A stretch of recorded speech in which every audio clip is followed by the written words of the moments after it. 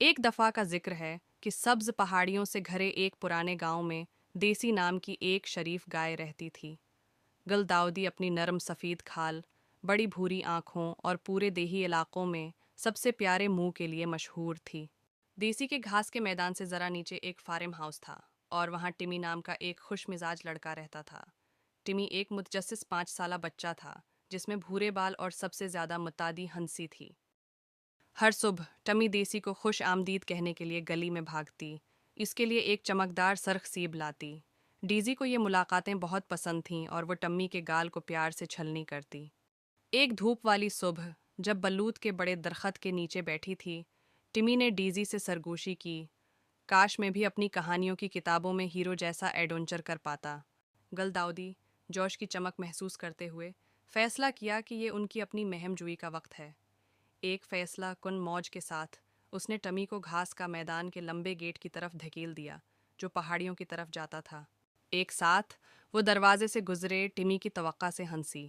جب وہ پہاڑی کی طرف سفر کر رہے تھے تو وہ بڑبڑاتے ہوئے نالے سے ٹھوکر کھا گئے۔ ٹمی کو پتھروں کو اچھالنا پسند تھا اور دیسی نے اپنے کھروں سے چھوٹے کنکریاں مار کر اس کی نقل کرنے کی پوری کوشش کی۔ اس کے علاوہ انہوں نے ایک قدیم بلوط کا درخت دریافت کیا جس کی بنیاد پر ایک خفیہ کھوکھلا تھا۔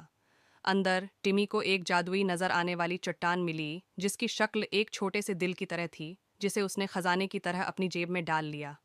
انہوں نے اپنی مہم جاری رکھی یہاں تک کہ وہ پہاڑی کی چوٹی پر پہنچ گئے۔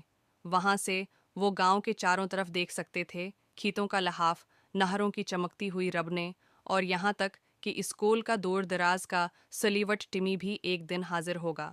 جیسے ہی سورج غروب ہونے لگا، زمین کی تزئین میں ایک سنہری رنگت ڈالتے ہوئے ٹمی دیسی کے سامنے لیٹ گئی، پرامن اور مطمئن محسوس ہوئی۔ آپ کا شکریہ ڈیزی، اس نے آہستہ سے کہا، یہ اب تک کا بہترین ایڈونچر تھا۔ نرم مزاج کے ساتھ دیسی نے اپنی خوشی کا اظہار کیا۔